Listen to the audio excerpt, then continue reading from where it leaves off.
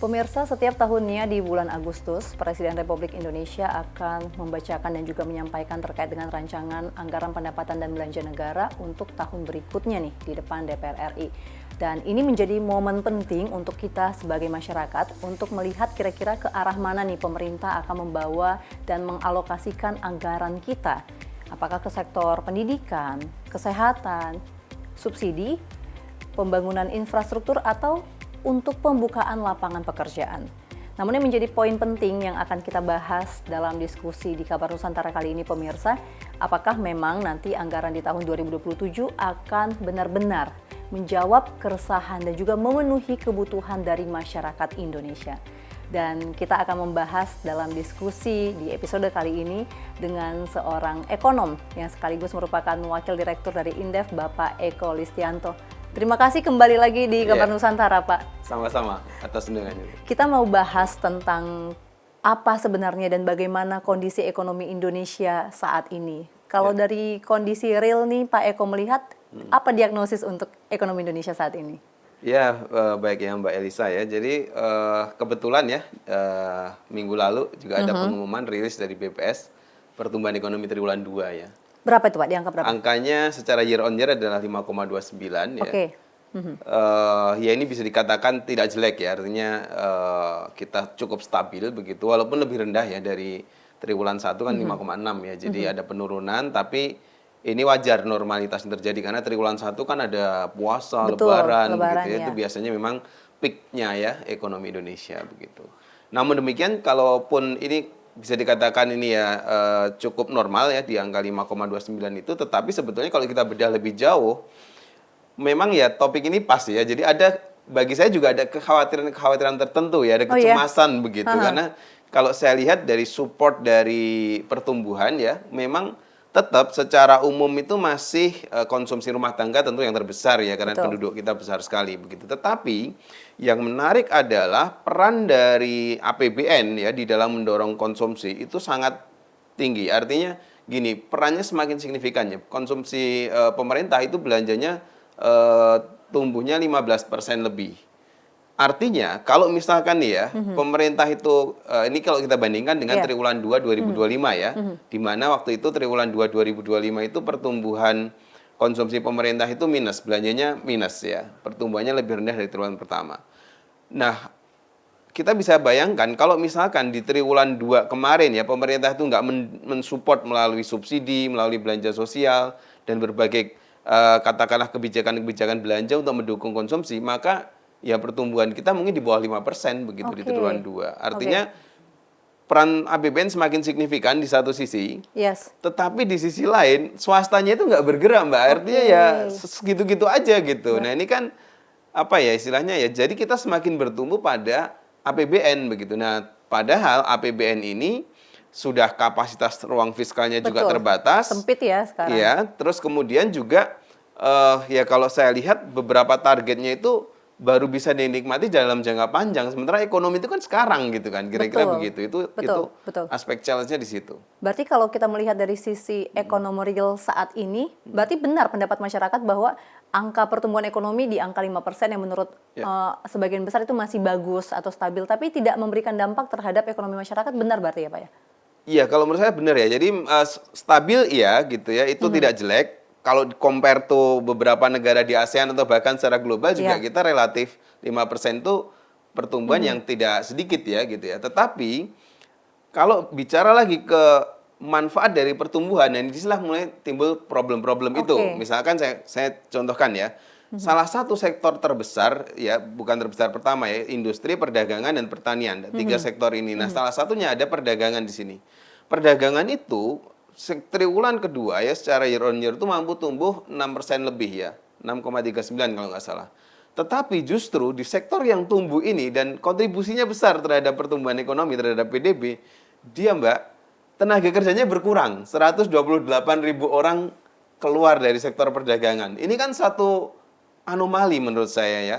Oke, bahwa memang mungkin itu karena ada dampak online ya, artinya jualan online mungkin tumbuhnya double digit begitu. Tapi bagaimanapun ini sektor yang menaungi salah satu yang terbesar gitu ya di ekonomi Indonesia gitu. Harusnya kalau kita linear atau inline dengan Yes. apa yang mau kita capai ya, dengan tagline bahwa ya semakin tumbuh lebih tinggi harusnya semakin mensejahterakan. Artinya perdagangan tumbuh di atas pertumbuhan ekonomi 6,39%, harusnya penyerapan tenaga kerjanya Lebih juga lebih besar. meningkat ya, Oke. bukan digantikan oleh katakanlah online. Kalaupun online itu kan sebenarnya hanya untuk lebih ke memaksimalkan ya jangkauan pasar gitu, bukan untuk mematikan tenaga kerjanya, sebetulnya begitu. Oke, berarti ini datanya yang real atau di mana letak kesalahannya? Seperti terlihat pertumbuhan kita berarti pertumbuhan ekonominya nggak berkualitas gitu ya Pak ya? Ya, saya mengkhawatirkan ada kualitas yang menurun ya, Aha, walaupun aha. angka nominalnya naik gitu ya, atau angka pertumbuhannya itu sendiri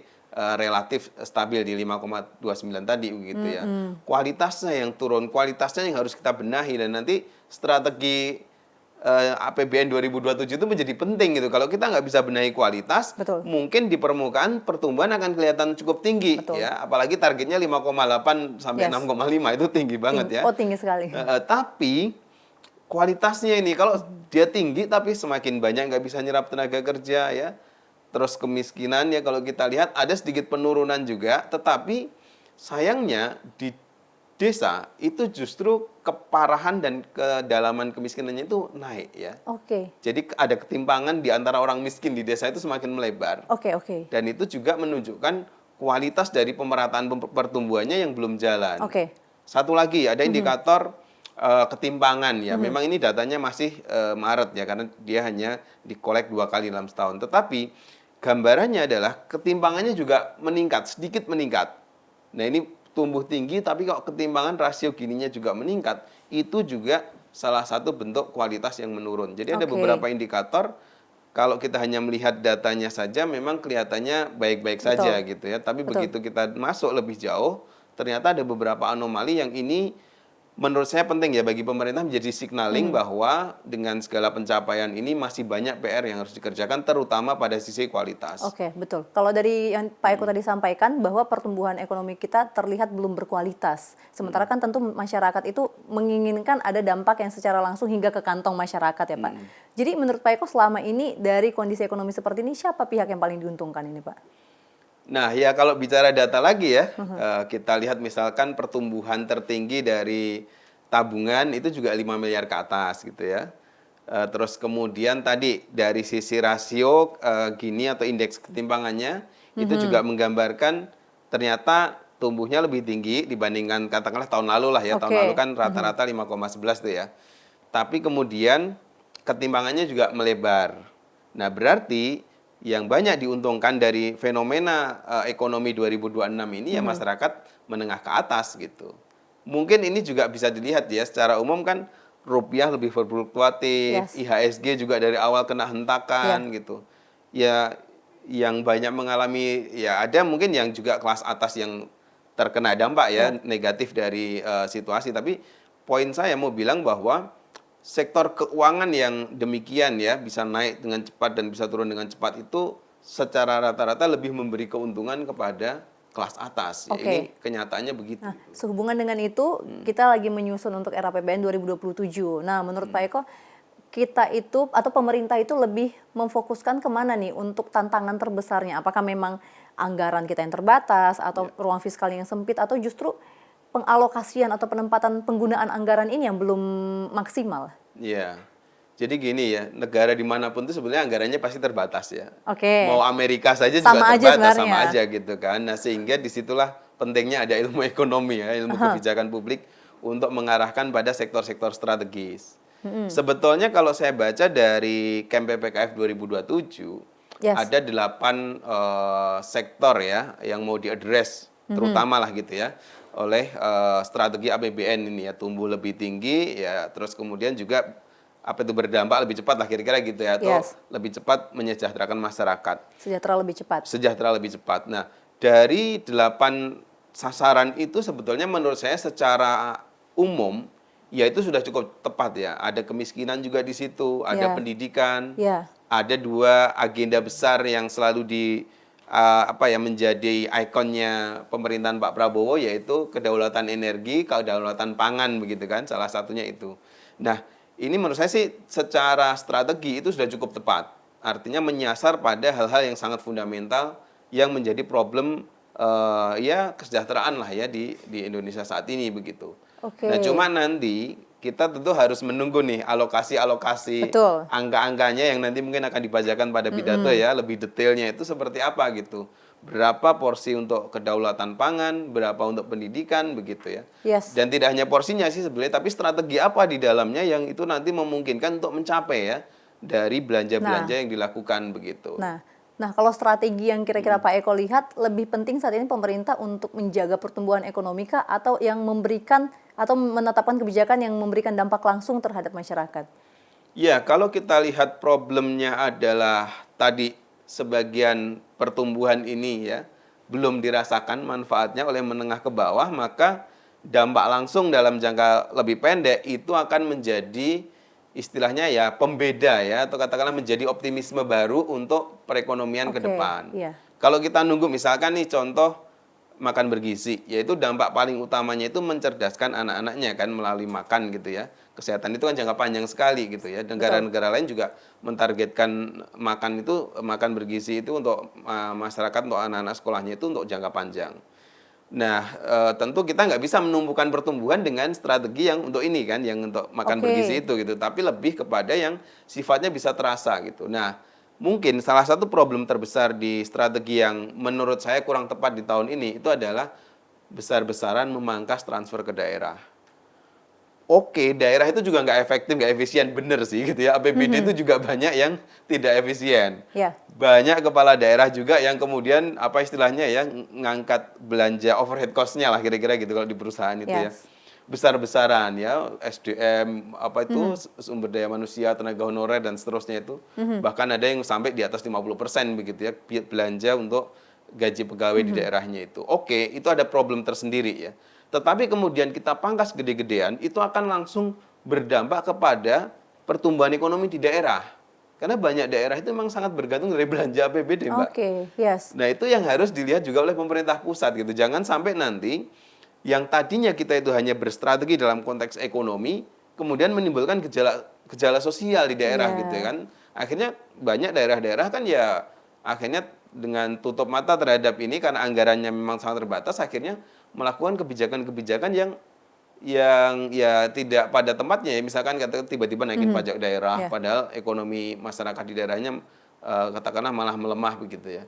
Nah, hal ini kadang-kadang ya terpaksa mereka lakukan karena tadi kucuran dana dari pusatnya itu berkurang. Nah, ini mungkin harusnya ya di 2027 ini harus lebih diperbaiki dulu gitu ya supaya nanti tadi ketimpangan di desa juga tidak meningkat gitu ya. Betul. Mungkin salah satu ketimpangan di desa meningkat pada semester pertama kemarin itu adalah ya tidak ada lagi tangan daerah yang bisa menjangkau ke desa-desa yang sebenarnya ini lebih dekat kan ya ke daerah-daerah mereka gitu ya. Karena ini berkaca juga melihat dari kondisi negara kita, APBN-nya masih lebih banyak belanja pemerintah dan anggaran dari APBN itu ya Pak. Mungkin di daerah juga secara kompleks yang lebih kecil seperti itu. Jadi mungkin efisiensi belum tentu menjadi langkah yang tepat untuk mengatasi persoalan-persoalan yang ada saat ini ya. Ya, efisiensi harus sangat selektif ya. Kalau kita tumpukan efisiensinya pada katakanlah beberapa belanja yang sifatnya belanja perjalanan dinas dan lain-lain itu oke lah gitu ya. Menurut saya itu memang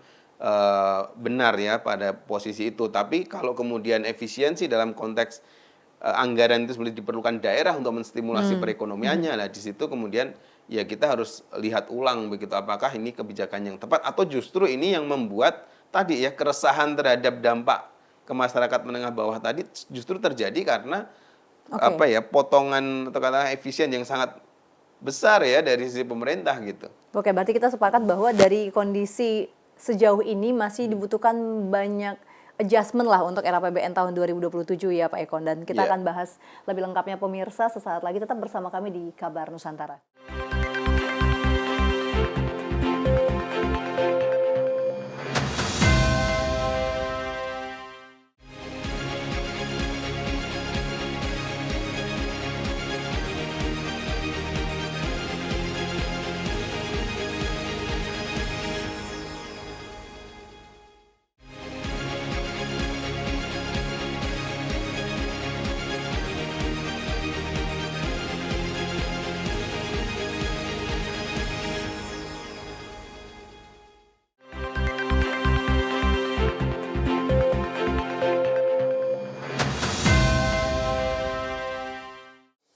Anda kembali menyaksikan Kabar Nusantara pemirsa dan kita masih bersama Pak Eko di sini. Kita sekarang mau bedah soal RAPBN 2027 nih Pak. Ini kan udah ada asumsinya di kerangka ekonomi makro dan pokok kebijakan fiskal. Nah tadi Pak Eko menyampaikan bahwa target pertumbuhan ekonomi di angka 5,8 sampai 6,5% itu cukup tinggi ya. Nah apakah bisa kita bilang ini optimistis atau realistis dan apa kira-kira prasyarat yang harus dipenuhi agar target itu bisa tercapai?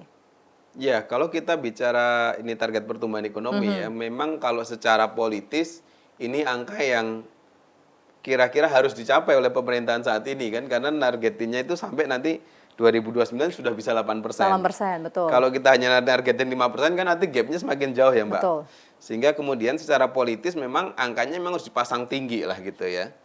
Cuman kan harus dicapai juga tuh Pak. Cuma kalau kita bicara pencapaian sepanjang katakanlah 2025 dan 2026, angka batas bawahnya saja ya 5,85 itu menurut saya masih sangat sulit dicapai. Kan ini kita sekarang itu triwulan pertama 5,6. Faktanya 5 triwulan kedua ya oke lah terlepas memang ada dampak lebaran ya di triwulan pertama. Tapi ya posisi kita sekarang ya di triwulan kedua 5,29. Rata-rata satu semester 5,4 ya. Masih sesuai dengan asumsi makro ya, tapi ya belum tercapai gitu ya. Kalau katakanlah mau mencapai lebih lompat lagi, peluang ada ya 5,8 menurut saya sih. Ada? Ada gitu ya, bukan berarti itu nggak bisa dicapai. Cuma memang tadi strategi APBN, sebenarnya tidak hanya APBN sih, tapi sebenarnya lebih kepada strategi ekonominya itu perlu kembali bertumbuh juga kepada geliat sektor swastanya. Ini yang kurang menurut saya di sini. Jadi semakin kelihatan pemerintahnya itu apa ya istilahnya ya dominasi ke perekonomian semakin tinggi ya, ada Danantara, ada beberapa program juga dari pemerintah yang arahnya menstimulasi perekonomian supaya ekonominya itu tidak melambat ya, dan itu bagus gitu. Tetapi di sisi lain swastanya itu kayaknya malah jadi apa ya? Antara dia ya sudahlah saya invest gini-gini aja atau yang lainnya itu saya masih menunggu atau menonton dulu gitu. Seperti apa situasinya baru kemudian dia mau masuk atau mau masuk di negara lain gitu. Berarti minatnya berkurang ya? Saya rasa iya, ada minat dari swasta untuk lebih kecenderungannya hanya mempertahankan posisi sekarang. Kalau dari yang tadi Pak Eko sampaikan menarik nih. Dari kondisi Indonesia sekarang, menurut Pak Eko lebih baik pemerintah lebih ketat lagi untuk memegang peranannya atau lebih mungkin membuka gerbang supaya swasta lebih masuk lebih banyak lagi seperti sebelumnya atau seperti apa untuk memperbaiki kondisi ekonomi kita? Iya, pada faktanya gini, kita melihat dulu pada apa goals-nya. Kalau goals-nya adalah penciptaan lapangan kerja, yang nanti kalau mereka bekerja, punya duit, bisa konsumsi, ekonomi tumbuh lebih tinggi, maka sebetulnya peran swasta itu harus lebih dominan. Jangan kemudian digantikan oleh peran negara gitu. Negaranya tetap berperan, tapi pada segmen-segmen tertentu yang memang swasta itu ogah-ogahan masuk ya, karena kayak keuntungannya jangka panjang banget. Kayaknya ini sektor, wah kok di daerah terpencil nih susah banget untuk dicari return on investment-nya dalam waktu cepat gitu. Tapi pada ya daerah-daerah yang sudah hijau lah ya, yang sudah memang menghasilkan keuntungan yang kira-kira bagus, yaitu serahkan aja ke swasta lebih baik gitu ya. Tentu pada aspek tertentu seperti energi, pangan, beberapa sektor komoditas utama ya, itu bolehlah pemerintah tetap dominan di situ begitu. Tapi poinnya itu adalah bagaimana memastikan semakin kita mempush APBN memang untuk mensupport perekonomian, swastanya itu juga semakin optimis karena ternyata pemerintah aja mensupport ekonomi, maksud kita nggak lebih ekspansif lagi gitu. Nah ini problemnya itu yang lebih banyak bergerak itu justru di pemerintahnya gitu ya, melalui salah satunya melalui Danantara itu ya. Tapi di swastanya itu kayak jadi agak ini ya terdesak gitu ya. Istilah bahasa kerennya itu crowding out gitu. Jadi itu yang terjadi hari ini sehingga kemudian ya stuck di 5,2 tadi gitu kan, hanya segitu-gitu aja karena seharusnya ini swasta pemerintah terdorong, swastanya lebih kenceng lagi gitu. Nah, problem sekarang adalah bagaimana membuat swasta lebih kenceng lagi. Tentu dia akan lebih kencang, akan lebih ekspansif kalau kepastian berusahanya terjamin begitu kan. Nah kalau dengan kondisi sekarang, dengan program-program prioritas pemerintah yang tadi Pak Eko ada sampaikan tuh, ada yang mungkin efek dampaknya jangka panjang sekali atau ada di tempat yang kurang hijau. Nah, apakah mungkin beberapa program itu tetap berjalan seperti sekarang, namun bisa menggenjot supaya lebih banyak lagi investasi dari swasta yang masuk? Karena mungkin kita melihat kan agak susah untuk kedua hal itu diberhentikan secara signifikan saat ini. Iya, 8 aspek yang mau di-touch ya melalui APBN 2027 itu sebetulnya itu adalah hal-hal yang mendasar menurut saya dan tidak istilahnya tidak sangat cancel out lah apa itu istilahnya. Jadi tidak saling meniadakan lah dengan sektor swasta karena itu sektor-sektor yang elementer, Mbak. Bayangkan ya itu adalah support untuk pangan, energi, air gitu ya, terus kemudian kemiskinan, pendidikan. Ini sektor-sektor yang memang harus ada peran APBN di situ. Nah, bagaimana kemudian pemerintah misalkan masuk ke sektor pangan ya, swasembada misalkan gitu ya, di berbagai komoditas lah kira-kira gitu. Tapi bagaimana memastikan bahwa ya jangan hanya pemerintah dong, swastanya ikut masuk gitu. Untuk menggarap swasembada ini gitu kan. Nah, kalau dua-duanya berperan kan nanti multiplier-nya itu lebih gede gitu kan.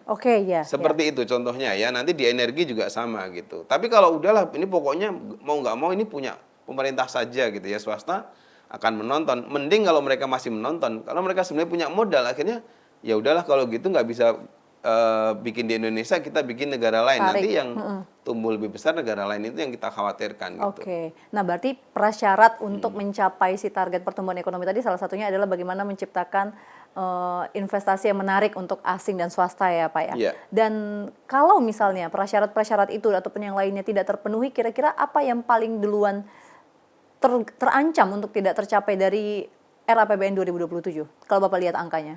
Iya, kalau salah satu jawaban tercepatnya itu ya tenaga kerjanya tadi ya, target tenaga kerja. Karena sebenarnya swasta itulah yang lebih memungkinkan untuk penyerapan tenaga kerja lebih banyak. Mereka bisa dimanapun ya, di seluruh Indonesia mau didirikan dimanapun itu bisa gitu.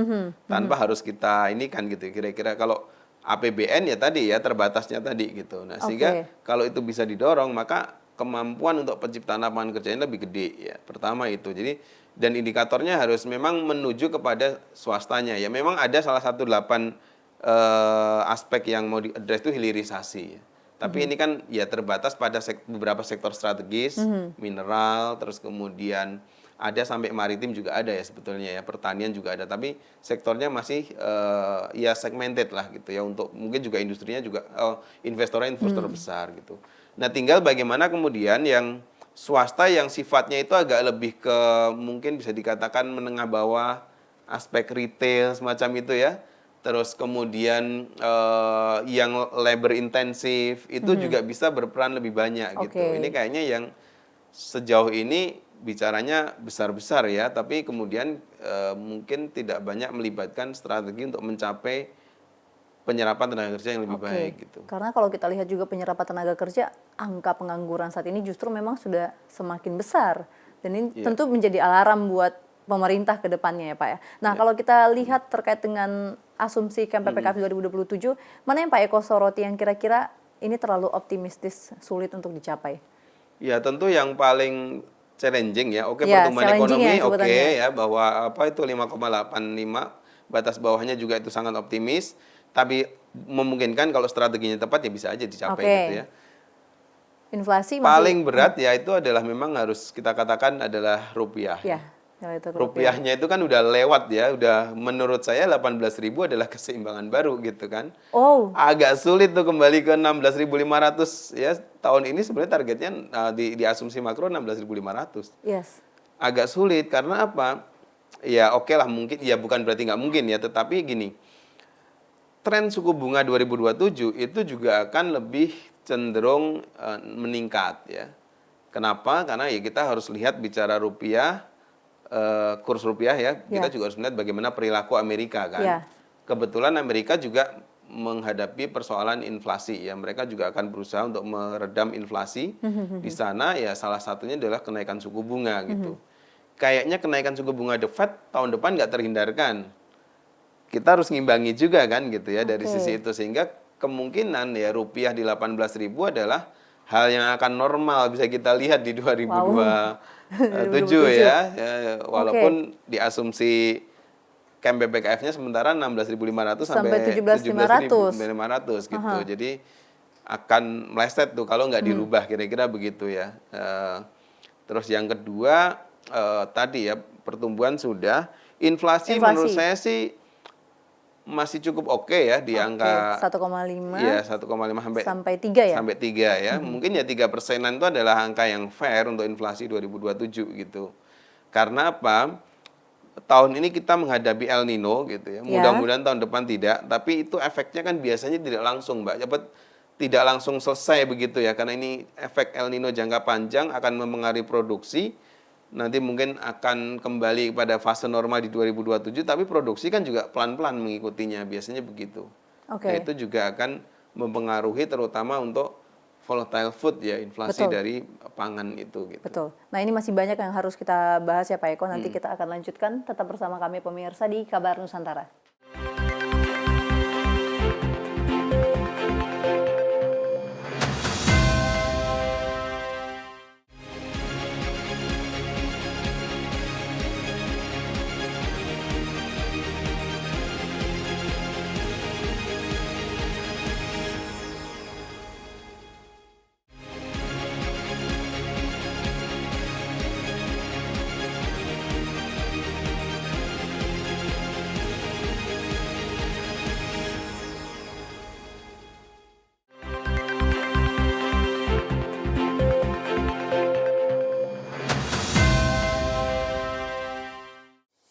Anda kembali menyaksikan Kabar Nusantara pemirsa, dan kalau kita membahas mengenai camp PPKF untuk RAPBN tahun 2027 itu memiliki tagline tumbuh lebih tinggi, sejahtera lebih cepat. Nah, berarti kan kalau sejahtera itu berarti menyangkutnya ke masyarakat, ke kita berarti ya Pak Eko ya. Nah, kalau dari Pak Eko melihat dari RAPBN itu bagian mana sebenarnya yang memang memiliki kontribusi langsung yang bisa dirasakan masyarakat?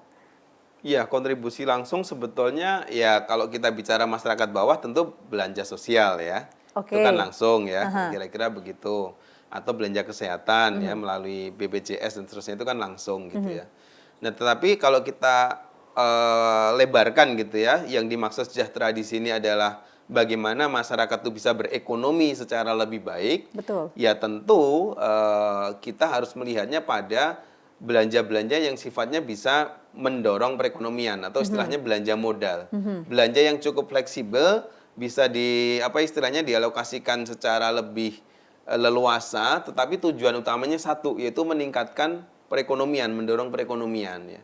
Bukan dengan memberikan kail ya seperti memberikan ikan seperti belanja sosial, tapi memberikan kail kira-kira begitu ya, dan kolamnya juga dipastikan ada ikannya gitu ya.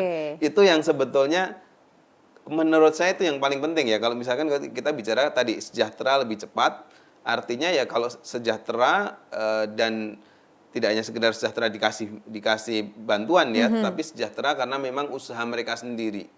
Ya, usaha masyarakat sendiri yang memang tumbuh begitu. Itu yang paling penting menurut saya. Apa ukuran keberhasilan dari RAPBN yang mungkin paling mudah dipahami masyarakat ini, Pak? Iya, kalau menurut saya kalau masyarakat bisa katakanlah berusaha ya berekonomi itu tidak sulit gitu ya, katakanlah mau jualan atau tidak harus jadi PNS gitu ya, justru jangan gitu ya, maksudnya yang sifatnya adalah usaha-usaha mandiri itu lebih mudah mereka lakukan gitu ya, dan ada pembelinya gitu ya, itu adalah salah satu indikator bahwa ekonomi itu menuju sehat begitu. Nah dari situ kan ya sebetulnya aktivitas ekonomi itu pertumbuhan ekonomi itu ya tercipta dari aktivitas seperti itu gitu. Berarti itu perubahan paling cepat yang mungkin dirasakan masyarakat kalau RAPBN 2027 bisa tercapai itu ya Pak ya? Benar. Dan ini mungkin loh ya bisa dilakukan begitu dengan cepat karena apa? Misalkan ini contoh ekstrimnya ya. Apa yang akan terjadi kalau kita kembalikan lagi transfer ke daerah itu tanpa kita pangkas sama sekali, tapi kita pastikan daerah itu harus tetap melakukan efisiensinya gitu. Maka uang yang kembali ke daerah itu bisa dia pakai untuk belanja produktif. Bentuklah apa, festival apa yang bisa menstimulasi perekonomian di daerah masing-masing gitu ya. Entah itu pariwisata, entah itu ya macam-macam ya tergantung potensi daerahnya. Nah itu pasti akan menggeliatkan ekonomi daerah itu gitu. Itu sebenarnya salah satu cara tercepatnya kira-kira begitu ya. Nah yang lain tentu kita bisa pelajari lebih banyak gitu ya. Misalkan beberapa program strategis nasional ya kalau memang pelaksanaannya masih banyak kritik, masih banyak yang belum optimal ya kenapa harus dianggarkan sangat besar kira-kira gitu. Pakailah itu dulu yang lebih rasional dulu, anggaran yang untuk program-program strategis jangka panjang itu. gunakan yang untuk menstimulasi yang jangka pendek dulu gitu dengan program yang belanja yang lebih produktif gitu. Betul. Saya Kira-kira rasa itu tadi begitu. pengen Bapak sampaikan langsung kepada DPR atau pemerintah kali ya. Iya, saya rasa iya ya. Nanti harusnya pembahasannya juga lebih ini ya, lebih Iya, proaktif lah gitu ya dari betul. DPR untuk bisa katakanlah men-challenge ya ide-ide pemerintah ya, terutama dalam konteks optimalisasi belanja ya. Oke. Nah, kalau dari pencapaian dari suatu target yang ada di RAPBN, sebenarnya itu butuh waktu berapa lama sih Pak untuk mulai kelihatan, oh ini udah mulai tercapai nih targetnya. Karena kalau kita melihat sejauh ini, tahun lalu kita juga kan menyusun RAPBN 2026. Ya. Setiap tahun seperti itu. Cuman kan belum ada perubahan signifikan yang dirasakan oleh masyarakat. Jadi apakah bisa kita sebutkan bahwa RAPBN 2026 ini pun gagal untuk kita capai targetnya gitu. Bagaimana kita untuk ke angka berikutnya di tahun 2027? Ya, ini karena berkesinambungan ya tiap Iya. tahun ya dan memang harus ada gitu camp PPKF ataupun juga nanti anggaran itu memang harus diajukan oleh pemerintah. Nah, pertama begini, ya kalau itu banyak indikator yang nggak berhasil ya bisa kita katakan gagal ya. Nah justru ketika momen katakanlah 2026 ini cukup banyak challenge-nya ya memang ada juga gejolak global yang tidak bisa kita antisipasi ya. Yes. Seperti Selat Hormuz yang tiba-tiba ditutup dan semua itu apa ya istilahnya ya merekalkulasi kembali kan Ya. gitu ya subsidi kita dan seterusnya itu. Tapi poinnya begini, nah ketika kemudian keberhasilannya masih relatif rendah dari target-target yang ada sekarang itu, maka untuk pembelajaran ke depan kan bisa kita lakukan upaya-upaya untuk mengevaluasi kan ya. Betul. 2026 ini bisa kita lakukan evaluasi nih. Oh ya gimana supaya nanti benar tagline sejahtera lebih cepat tadi terjadi di 2027 gitu. Kata kuncinya sih sebenarnya hidupkan kembali sektor swasta sih sebetulnya itu ya. Udah Sektor itu swasta itu intinya. ya baik dalam versi kecilnya adalah UMKM ya menengah Yes. ya kemudian Oke. dunia korporasi begitu. Tiga-tiganya ini bisa bergerak, wah itu luar biasa. Saya rasa itu sudah berhasil gitu ya. Oke. Ya oke ada program prioritas nasional itu yang rasional aja gitu ya. Terus kemudian lainnya dipakai untuk yang stimulus produktif. Misalkan nih banyak industri yang sekarang ini mengalami tekanan gitu kan oleh ya pertama tentu bahan baku ya karena ada dampak geopolitik ya tapi di luar itu juga memang ada dari ini ya dari domestiknya sendiri gitu ya mereka tertekan karena mungkin juga penjualannya sedikit pembelinya sedikit tapi kan karena daya beli ini kan nah sehingga ada upaya-upaya tadi untuk realokasi ya anggaran-anggaran yang mungkin bisa diambilkan dari PSN yang tidak terlalu berdampak cepat gitu ya. Ya. Dia reallocate ke situ gitu ya untuk mendorong industrinya karena industri tumbuh itu langsung penciptaan lapangan kerja begitu. Betul. Kira-kira seperti itu, Mbak. Kalau pendapatan negara kira-kira masih perlu dicari sumber baru atau seperti apa ini, Pak? Iya, pendapatan negara ya kita bisa dikatakan tertolong oleh Kortek yang diperbaiki ini ya menurut saya ya. Itu cukup banyak membuat profiling wajib pajaknya lebih bagus. Nah, tapi gini, sebetulnya kan pajak itu kan akibat dari aktivitas ekonomi. Kalau Yes. kita bisa tumbuhkan aktivitas Yes. ekonomi, keuntungan ada, mereka Oke. akan nyumbang ke negara Benar. otomatis itu ya. Menyumbang ke negara lebih besar dengan sistem yang sudah terdigitalisasi seperti sekarang, udah nggak bisa main-main Iya. lagi kan gitu. Betul. Otomatis nanti pajaknya akan meningkat Betul. begitu. Berarti pemerintahnya dulu harus mengucurkan untuk meningkatkan. Bener, lebih ke situ Benar. ya. Jangan kemudian pokoknya dicari-cari apa gimana pajak yang baru. Nah, kalau itu terjadi di tengah ekonomi yang ya kita bisa just so-so lah kira-kira Yes. saat ini, Yes. maka impact-nya tadi dunia bisnisnya akan semakin ngerem karena mereka takut kok kayaknya di sini pajaki terus nih gitu kan dan ditarik pajak meningkat gitu ya. Supaya nggak terjadi itu stimulasi dulu Betul. baru kemudian nanti tanpa dinaikkan pajak pun Betul. ya sebetulnya dia akan menerima kenaikan dari profit yang lebih tinggi ya Betul. dari yang dilakukan oleh dunia bisnis atau dunia Betul. usaha atau sektor swasta itu. Jangan masyarakat yang langsung adaptasi dengan diberikan pajak dan lain-lain, pemerintahnya harus gerak nih ya Pak. Iya, karena kesalahan dalam berstrategi itu akan berakibat dari tadi ya capaian pertumbuhan ekonominya bisa tidak Oke. tinggi juga gitu. Oke, melihat dari kondisi yang ada saat ini, apakah Pak Eko optimis nih untuk pencapaian target-target yang akan ditetapkan untuk RAPBN 2027?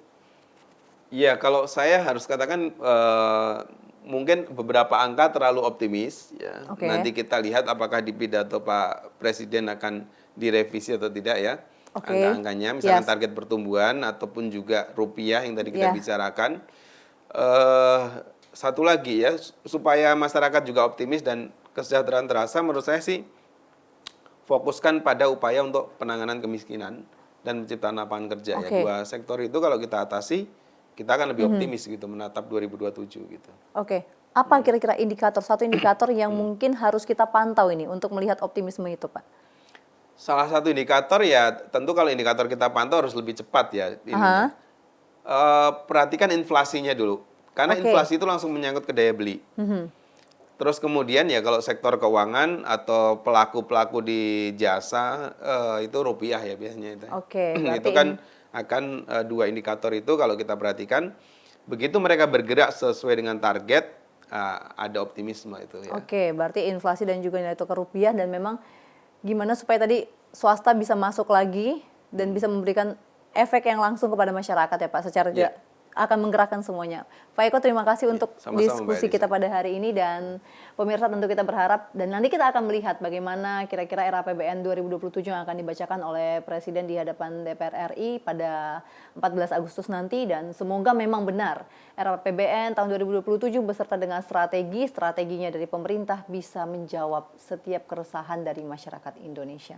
Sekian dari saya pada episode kali ini. Kira-kira kita akan bahas apa lagi untuk episode berikutnya dapat Anda tulis di kolom komentar. Dan sekian kabar Nusantara, sampai jumpa.